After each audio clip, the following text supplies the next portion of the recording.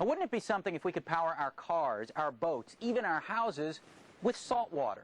That would make a darn good story, don't you think? Well, I've come out to Florida's West Coast to see if it could be a reality.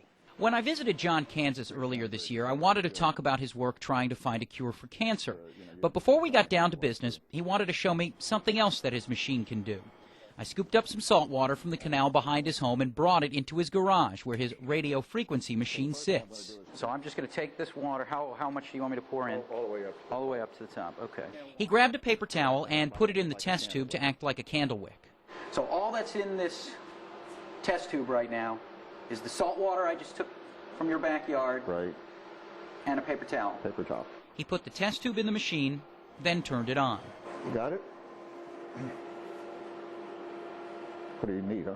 The paper towel, amazingly, didn't burn. Kansas says in these experiments, the flame reaches a temperature around 3,000 degrees Fahrenheit. See the bubbles boiling at the top of the water as it comes down.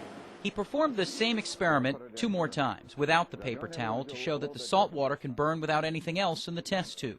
The white there, see the steam coming out? Kansas has shown the experiment to a handful of scientists around the country who claim they're baffled at watching salt water ignite. A chemist told Kansas that the energy released is in fact hydrogen, that the heat breaks down the hydrogen-oxygen bond in the water.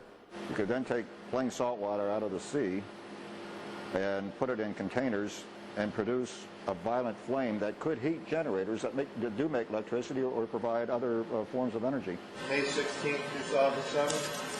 Engineers working with Kansas and Erie, Pennsylvania are trying to harness the energy. They've built an engine that, when placed on top of the flame, chugged along for 2 minutes. Kansas admits all this excitement was a stroke of luck. Someone who witnessed his work on the cancer front asked him if perhaps the machine could be used for desalinization. This was just an experiment to try to see whether I could heat salt water. Instead of getting heat, I got fire. So could this become an alternative source to creating power?